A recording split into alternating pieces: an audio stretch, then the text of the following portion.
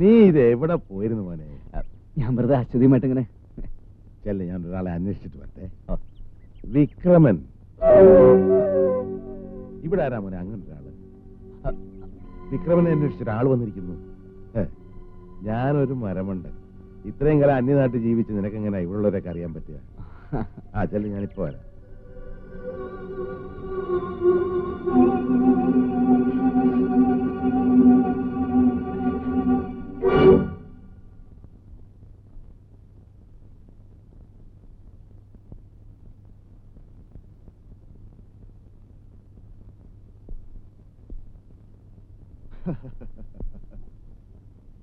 ഒരുപാട് ഓടിയല്ലേ? എനിക്കറിയാമായിരുന്നു തളരുമ്പോ എന്റെ മുമ്പിൽ വരുമെന്ന്. ബാലേട്ടൻ?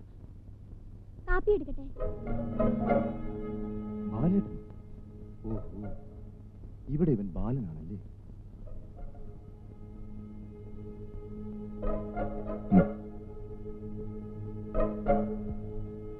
പ്ലീസ്, നമുക്കല്പം മാറി സംസാരിക്കാം. ഓട്ടം കണ്ടപ്പോ ഞാൻ കരുതി നീ ഓടി ഓടി ഭൂമിയുടെ അറ്റത്തെത്തി താഴേക്ക് ചാടുമെന്ന്. നിന്നെ കണ്ടപ്പോ ഞാൻ ഓടിയതേ നിന്നെ പേടിച്ചിട്ടൊന്നുമല്ല. അതിന് വേറെ കാരണമുണ്ട്, നീ ഇപ്പൊ അറിയണ്ട. നീ പഠിക്കില്ലെന്ന് എനിക്ക് അറിഞ്ഞൂടെ? പിന്നൊരു കാര്യം, കൂടുതൽ സംസാരിക്കാൻ സമയമില്ല, നമുക്ക് പോവാം. എങ്ങോട്ട്? കൊള്ളാം, എങ്ങോട്ടെന്നോ? എവിടുന്നാണോ വന്നത് അങ്ങോട്ട്. എടാ, നമുക്ക് പരസ്പരം നന്നായിട്ട് അറിയാം. നീയും ഞാനും ജനിച്ചു വളർന്ന ഒരേ തെരുവില്ല. വെറുതെ അടുത്തേ അഭ്യാസം ഇറക്കരുത്. എന്നെ അന്വേഷിച്ച് ഇവിടെ ആരും വരില്ല എന്ന് വിശ്വസിക്കാൻ മാത്രം ഒരു വിഡ്ഢിയൊന്നുമല്ല ഞാൻ. നിന്നെ ഞാനിവിടെ പ്രതീക്ഷിച്ചതാ, പക്ഷെ നീ നേരത്തെ വന്നു. ചാർലി, ഇത്രയും കാലം നിങ്ങൾ പറയുന്നത് മുഴുവൻ കേട്ട് നിങ്ങൾക്ക് വേണ്ടി ഞാൻ ജീവിച്ചു. ഇനി എനിക്ക് വേണ്ടി എനിക്കൊന്ന് ജീവിക്കണം. എന്നെ വിട്ടേക്ക് പ്ലീസ്. ഇങ്ങനെയൊരു ജീവൻ നിനക്ക് വേണമായിരുന്നു വർഷങ്ങൾക്ക് മുമ്പ് ആലോചിക്കണമായിരുന്നു. ഇന്ന് ഞങ്ങൾക്ക് ജീവിക്കണമെങ്കിൽ നിന്നെ ആവശ്യമാണ്. വാ.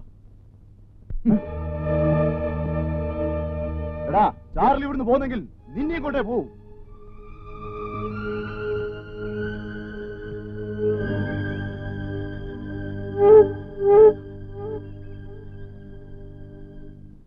അപ്പോ ബാലനും നിങ്ങളും ബോംബെയില് ഒരുമിച്ചാണ് ജോലി ചെയ്തിരുന്നതല്ലേ? ബാലിനോടൊപ്പമല്ല ഞാൻ ജോലി ചെയ്തിരുന്നത്. മിസ്റ്റർ ചാർലിക്ക് എന്നെ ശരിക്കും മനസ്സിലായിട്ടില്ലെന്ന് തോന്നുന്നു. വിശ്വസിക്കാം. നിങ്ങൾ തമ്മിൽ സംസാരിച്ചതിന്റെ മുക്കും മൂലയൊക്കെ ഞാൻ കേട്ടു. കൈയോടെ കൊണ്ടുപോകണം, അത്രയല്ലേ ഉള്ളൂ. അവന് ഞാൻ കൊണ്ടുപോണ്ട, എന്റെ കൂടെ വരും. വന്നേ പറ്റൂ. ആ, കറക്റ്റ്. ഇപ്പോഴാണ് ശരിക്കും നിങ്ങൾ എന്റെ ട്രാക്കിൽ വന്നത്. പക്ഷെ ഒരു കാര്യം, അവനെ ജീവനോടെ കൊണ്ടുപോകാൻ പറ്റുമെന്നാണ് എന്റെ സംശയം. ഇന്നിങ്ങോട്ട് കണ്ടില്ലല്ലോ. എന്നാണോ വന്നത്? കൂട്ടുകാരെ കാണാൻ പോയതാ.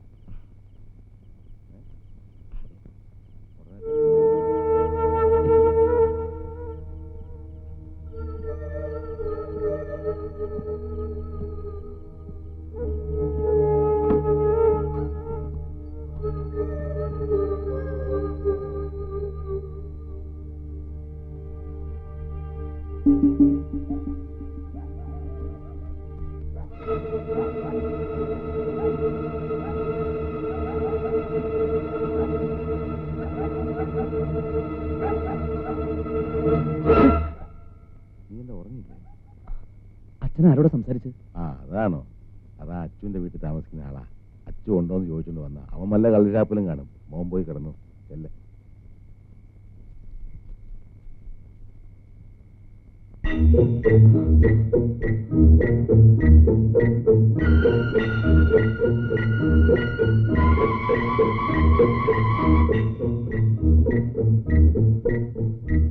എല്ലാ സത്യങ്ങളും തുറന്നു പറഞ്ഞു വന്നിടത്തേക്ക് എന്നെ തിരിച്ചു പോയല്ലോ.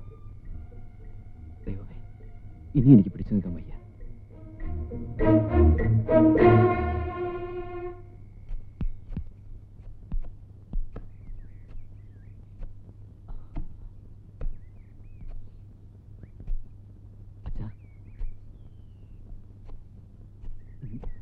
എന്നാ മോനെ?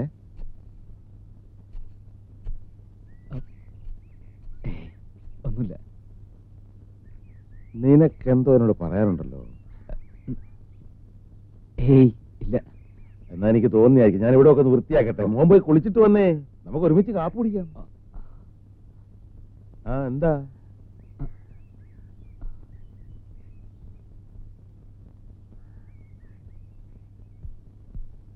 എനിക്ക് മനസ്സിലായി. ഏട്ടൻ കള്ളല്ലേ പറഞ്ഞത്? എന്ത്? അച്ഛനോട് എന്തോ പറയാനുണ്ട്. എനിക്കറിയാം. രാവിലെ മുതൽ ഞാൻ ശ്രദ്ധിക്കുക. എന്താണെന്ന് വെച്ചാ പറഞ്ഞൂടെ? ഒന്നുമില്ല. അല്ല, എന്തോ പ്രശ്നമുണ്ട്. എന്നോടെങ്കിലും പറഞ്ഞൂടെ? ഞാൻ ഏട്ടന്റെ അനിയത്തിയല്ലേ? നിങ്ങളുടെ കല്യാണം നടത്തുന്ന കാര്യമാണ്. ഏട്ടന് ഒരു പ്രശ്നമില്ല. പിന്നെ നീ എന്തിനാ എപ്പോഴും എപ്പോഴും എന്റെ അനിയത്തിയാണെന്ന് ഓർമ്മിപ്പിക്കുന്നത്? ഞാൻ ഏട്ടന്റെ അനിയത്തിയായാലുള്ള അഹങ്കാരം അത് തന്നെ.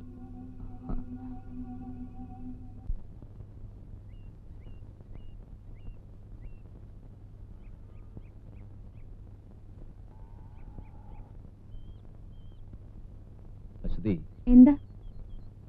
ഞാൻ തിരിച്ചു പോയാലോ എന്ന് ആലോചിക്കുക. തിരിച്ചു പോവേ? എന്താ ഇപ്പൊ ഇങ്ങനെ തോന്നാൻ? ഇന്നല്ലെങ്കിൽ നാളെ എനിക്ക് പോവേണ്ടി വരും. അതുകൊണ്ട് ഇല്ല, എന്റെ ബാലേട്ടൻ പോവില്ല. ബാലേട്ടന്റെ മനസ്സിൽ ഇങ്ങനെ ഒരു ചിന്ത വരാൻ പാടില്ല. എന്തിനാ അതൊക്കെ? മുത്തപ്പന്റെ ശിരസിന്ന് സിന്ദൂരെടുത്ത് എന്റെ നെറ്റിയിൽ ഇട്ട് തന്നാൽ നമ്മുടെ കല്യാണം കഴിഞ്ഞതിന് തുല്യമാണ്. തൊട്. കുറച്ച് സമാധാനം കിട്ടാൻ വേണ്ടിട്ടാ ഞാൻ ഇങ്ങോട്ട് വന്നത്. മതിയായി. ഇവിടെ ആരും കല്യാണം കഴിക്കാനൊന്നും എന്നെ കൊണ്ട് പറ്റില്ല.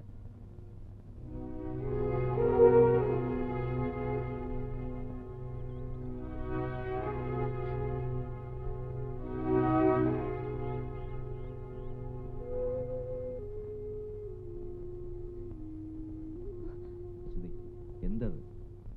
നീ പെട്ടെന്ന് അങ്ങനെ പറഞ്ഞപ്പോ, അല്ലെങ്കിൽ തന്നെ നമ്മുടെ കല്യാണം ഇങ്ങനെയാ നടത്തുക? അതൊക്കെ കല്യാണ പന്തലിൽ വെച്ച് അച്ഛന്റെ അമ്മയുടെ മുമ്പിൽ വെച്ച് നടക്കേണ്ട സമയത്ത് തന്നെ നടക്കും. മകരം 20-ാം തീയതി നല്ല ദിവസമാണെന്നാ പണിക്കര് പറയണേ. നമുക്ക് അന്നിങ്ങോട്ട് നടത്തിയാലെന്താ? ബാലൻ പറയണേ രേണുവിന്റെ കല്യാണം കഴിയട്ടെ എന്നിട്ട് മതിയെന്നാ. നമുക്ക് രണ്ടാളിന്റെ കല്യാണം ഒരു പന്തലിൽ വെച്ച് നടത്തിയാലോ? നിന്റെ വർത്താനം കേട്ടിട്ടൊന്നും അവര് കല്യാണം കഴിച്ച് ദൂരെ എങ്ങാണ്ട് പോകേണ്ടവരാണെന്ന്. അവരിവിടെ തന്നെ കഴിയേണ്ടവരല്ലേ? എന്നാലും ആ ചടങ്ങ് അങ്ങോട്ട് കഴിഞ്ഞാൽ സമാധാനമായി എന്ന് പറയായിരുന്നു. ആ, എല്ലാറ്റിനും ഒരു സമയമുണ്ടല്ലോ. നടക്കും.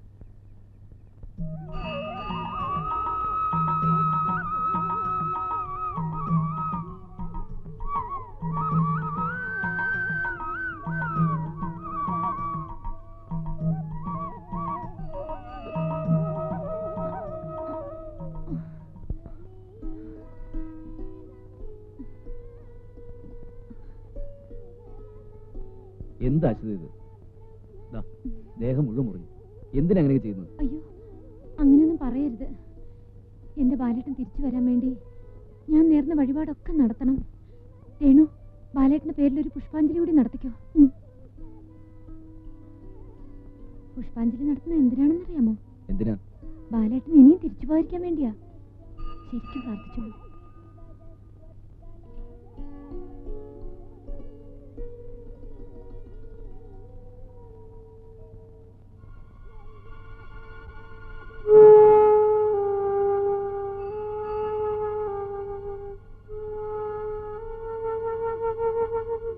എന്തൊക്കെയായാലും കള്ളൻ കപ്പലിൽ തന്നെയെന്ന് പറഞ്ഞു കേട്ടിട്ടേ ഉള്ളൂ. വീട്ടിൽ തന്നെ ഒരു കള്ളനെയും വെച്ചിട്ടല്ലേ ആ മൂപ്പിലാൻ കഴിയുന്നത്? അപ്പോ മരിച്ചുപോയ ഒരാളുടെ വേഷമാണ് അവനോട് കെട്ടിയിരിക്കുന്നത് അല്ലേ? ആ, ഒരു പെണ്ണിനെയും പ്രേമിച്ച് സുഖിക്കല്ലേ ഇവിടെ. ഇനി ഒരു നിമിഷം പോലും താമസിക്കണ്ട. ഏതായാലും ആ വീട്ടിൽ ചെന്ന് കൈയോടെ അവനെ പിടിച്ചോണ്ട് വരണം. വേണ്ട, വിക്രമൻ സമർത്ഥനാണ്. സോറി, ബാലനല്ലേ? തന്ത്രപൂർവ്വം ഞാൻ അവനെ കൊണ്ടുപോകും. കുറച്ചു ദിവസം കൂടി ബാലനായിട്ട് തന്നെ കഴിയട്ടെ. അതെ അതെ, അപ്പോഴേക്ക് മൂപ്പിലാനെയും കൊന്ന് ആ പെണ്ണിനെയും കൊണ്ട് അവൻ പോകും. ഇല്ല, അവന് പോകാൻ കഴിയില്ല. ചെറുപ്പത്തിലെ നല്ലൊരു മോഷ്ടാവായിരുന്നു അവൻ. ഇന്ന് അവനെ വെല്ലാൻ ബോംബെയിൽ മറ്റൊരു സ്മഗ്ലർ ഇല്ല. അതുകൊണ്ട് അവനില്ലാതെ ഞാൻ പോകുമെന്ന് കരുതുന്നുണ്ടോ?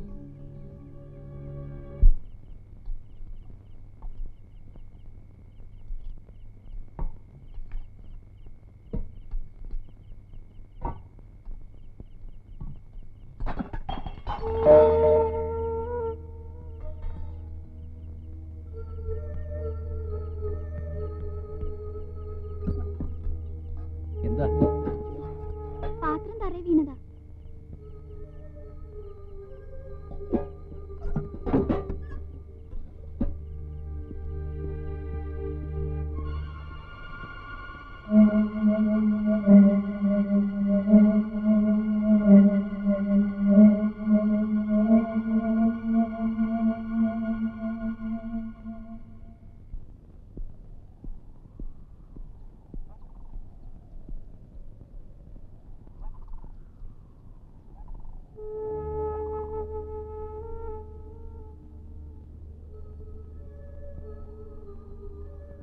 ഒന്ന് കാണാനാ ഇവിടെ നിന്ന്.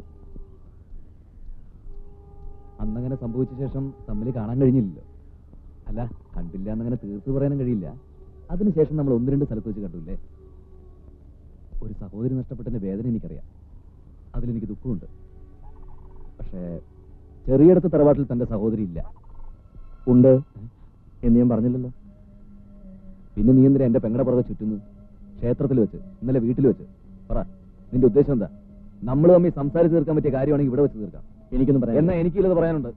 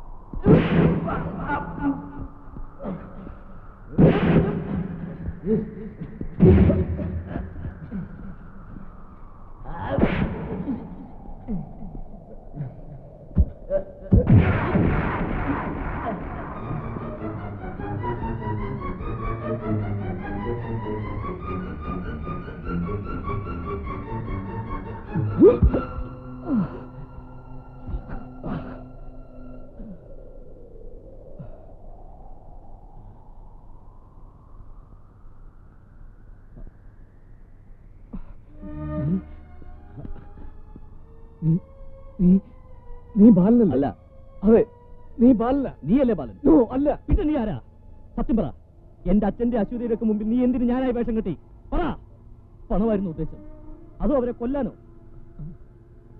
ശരിയാ, ഇതൊരു വേഷം കിട്ടില്ല. ഇത് കണ്ടോ? ഒന്ന് അമർത്തി തിരുമിയ മാഞ്ഞു എന്ന് എനിക്കറിയാം. പക്ഷെ അത് ഇത്ര പെട്ടെന്ന് വേണ്ടി വരും ഞാൻ കരുതിയില്ല. അന്ന് ഒരു വാക്ക് എന്നോട് പറഞ്ഞിരുന്നെങ്കിൽ പറയാമായിരുന്നു. ഞാൻ കയറി പിടിച്ചത് എന്റെ അച്യുതയായിരുന്നു എന്ന്. എന്തുകൊണ്ട് പറഞ്ഞില്ല? ഞാനപ്പോൾ പറഞ്ഞാൽ നീ അവളെ വിട്ടുതരുമോ? നിനക്കതിന് കഴിയുമായിരുന്നു. അശ്വതിക്ക് നീ എന്നിലൊരു ബാലന്റെ മുഖം കാണാൻ കഴിയുമോ? പറ. കഴിയണ്ടേ? അപ്പോ വെറുതെ സ്നേഹം നടിച്ച് നീ എന്റെ അച്ഛനെ അവളെയും ചതിക്കുകയായിരുന്നല്ലേ? അവക്ക് സ്നേഹിക്കാൻ വെറും ഒരാളെ വേണമെന്നാണോ നീ വിചാരിച്ചത്? അശ്വതി കാത്തിരുന്നത് എന്നെയാ, ഈ ബാലനെ. ഓ, ഇന്ന് ബാലൻ നീയാണല്ലോ. മതി, ഒന്നും വേണമെന്ന് കരുതി ചെയ്തതല്ല. അറിവ് വെച്ച നാൾ മുതൽ തെരുവ് ജീവിതം മുന്നിൽ കണ്ടുകൊണ്ടാണ് ഞാൻ വളർന്നത്. സ്നേഹത്തിന്റെയൊക്കെ വിലയറിഞ്ഞു തന്നെ ഇവിടെ വന്നപ്പോഴാ. ബോംബെയിൽ ഒരു കള്ളക്കടത്തുകാരൻ്റെ ഏജന്റായിരുന്നു ഞാൻ. അവർക്ക് ആവശ്യം എന്നെ ആയിരുന്നില്ല, ഞാൻ ചെയ്യുന്ന തൊഴിലിനെയായിരുന്നു. ഞാൻ ഓരോ തെറ്റ് ചെയ്യുമ്പോഴും എൻ്റെ ഉള്ളിൻ്റെ ഉള്ളിലൊരു സ്വപ്നമുണ്ടായിരുന്നു. അങ്ങനെയാണ് അവിടം വിട്ടത്. കുട്ടിക്കാലത്ത് എന്നെ സഹായിച്ച ഒരാളുടെ വിലാസം കയ്യിലുണ്ടായിരുന്നു. അയാളെ തേടി ഞാൻ ഇങ്ങോട്ട് വന്നത്. പക്ഷേ ഇവിടെ വന്നപ്പോഴെനിക്കത് കിട്ടി. ഞാൻ ആഗ്രഹിച്ച ഒരിറ്റ സ്നേഹം. മരിച്ചു എന്നറിഞ്ഞിട്ടും ഒരു മകന് വേണ്ടി കാത്തിരിക്കുന്ന ഒരു അച്ഛൻ, തന്റെ ബാലിന് വേണ്ടി കാത്തിരിക്കുന്ന അശ്വതി, ഇവരുടെ എല്ലാ സ്നേഹം ഈ ഒരു അവസ്ഥയാണ് എന്നെ കൊണ്ട് ഇതെല്ലാം ചെയ്യിച്ചത്. ഇല്ല, ഇതുകൊണ്ടൊന്നും ഞാൻ വിശ്വസിക്കില്ല. വിശ്വസിക്കണം. ഇവൻ ഈ വേഷം കെട്ടാൻ കാരണക്കാരൻ ഞാനും കൂടിയാ. കാലം കുറെ ആയല്ലോ ഈ നാട് വീടും വിട്ട് പോയിട്ട്. ഒരിക്കലെങ്കിലും ഈ തറവാടിനെ കുറിച്ച് ചിന്തിച്ചിട്ടുണ്ടോ? മരിച്ചുപോയ ഒരാൾക്ക് വേണ്ടി പൂജയും പ്രാർത്ഥനയും നടത്തി ഇവിടെ കുറെ പേര് നീറി മരിക്കുന്ന കണ്ടു നിൽക്കുന്നതിനേക്കാൾ നല്ലത് ആരെങ്കിലും ഒരാളെ പിടിച്ചു നിർത്തി ഇവനാണ് നിങ്ങളുടെ മകനെന്ന് പറയുന്നല്ലേ. അതേ ഞാൻ ചെയ്തുള്ളൂ.